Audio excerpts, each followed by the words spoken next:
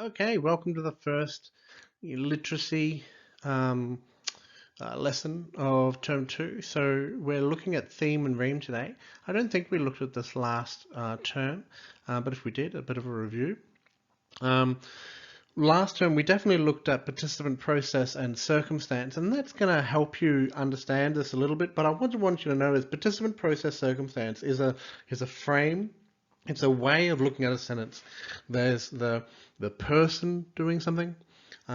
There's the thing that they're doing, and there's the circumstances under which they're doing it. And I said before, the person doing something, but it could be an idea and what that idea is doing, or it could be other things more abstract than just persons, objects, and whatever else. So that's what we did last term. Now we're going to look at a different frame of a sentence, how to look at a sentence, and this way is dividing a sentence up into, rather than participant, process, circumstance, we're going to break it up into theme and rhyme.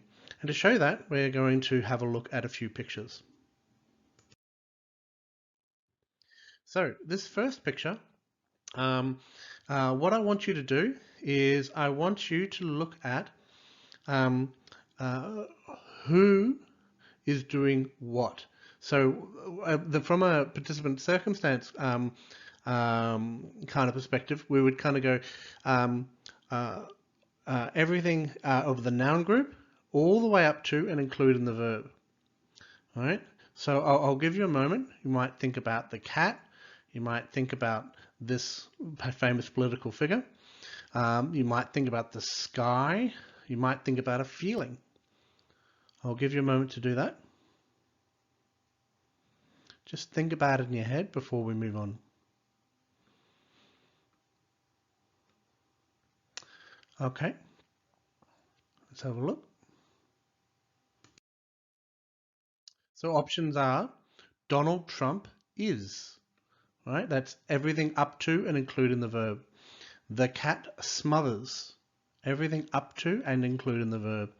The audience listens, right? Perhaps it might be the audience listens as the cat, chokes Donald Trump to death. The blue sky gleams. The hedge conceals. The red tie strangles, right?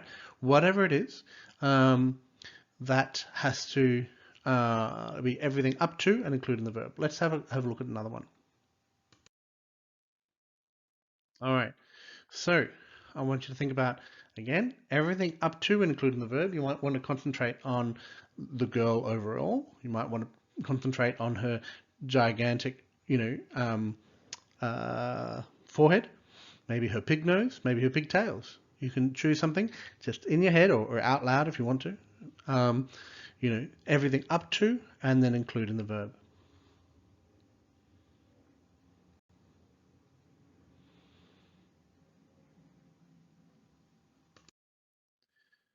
So you might have chosen the young girl frowns, the huge forehead dominates, the crooked teeth shines, the pigtails stretch, the pig nose reveals, right? Last one, I think. Let's have a look at this one. What might you say about this one? What could you pick out as everything up to and including the verb?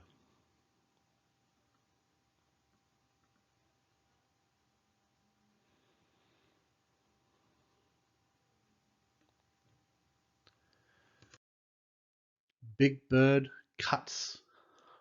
Kermit is. The Count, wherever he is, he laughs. We might kind of uh,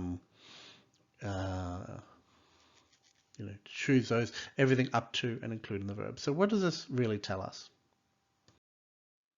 Well, the theme is everything up to and including the verb. And what we're really talking about here is the main verb. So we're talking about like the subject of the sentence. It's like, what will the sentence be about? Look at the sentence here. The young boy creeps away from his angry stepfather. Right? What's that sentence going to be about? It's going to be about a young boy creeping away from something, isn't it? Right? And that's and identifying that we want to make sure that the theme is powerful and interesting, and influential, is going to be why we want to concentrate on our theme, right? So we get a lot of information from this theme, don't we?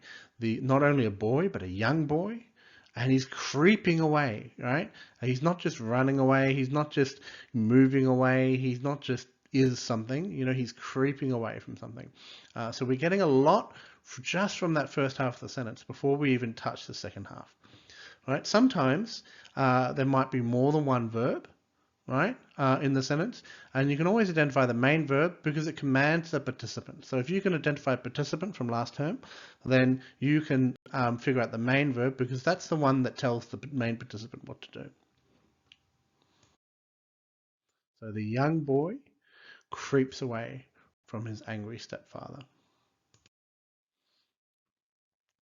Let's have a look at this one.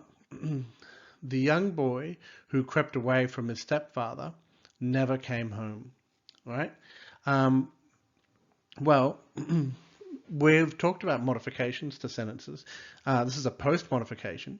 The young boy, right? Now we're going to modify the young boy who crept away from his angry stepfather, never came home, right? Well, now what the participant is all the way through to the young boy who crept away from the stepfather never came.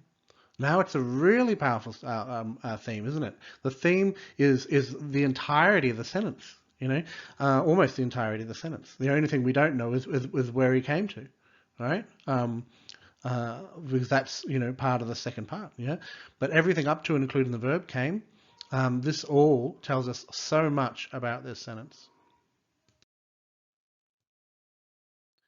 After stealing his mother's wallet, the young boy who crept away from his angry stepfather never came home.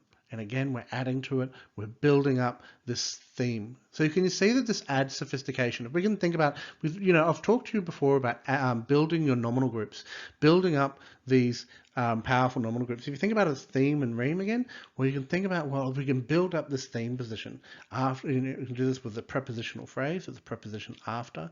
After stealing his mother's wallet, the young boy who crept away from his angry stepfather never came home. I seem to not be including the verb in there for some reason. The Rheme, on the other hand, is everything after the verb. You can identify the main verb, same thing. So the Rheme is the object of the sentence. It's what happens to this, this boy. The boy creeps away. Who does he creep away from? From his angry stepfather. So from his angry stepfather. And the thing that we're going to find in sophisticated writing is that what happens in the Rheme is then mirrored what happens in the theme of the next sentence. Okay, so that's all I have for you today. What I'd like you to do now is I'd like you to open up the worksheet that I've given you, and I want you to highlight all the themes in that entire sheet, and then we're going to meet up again and then go through it together.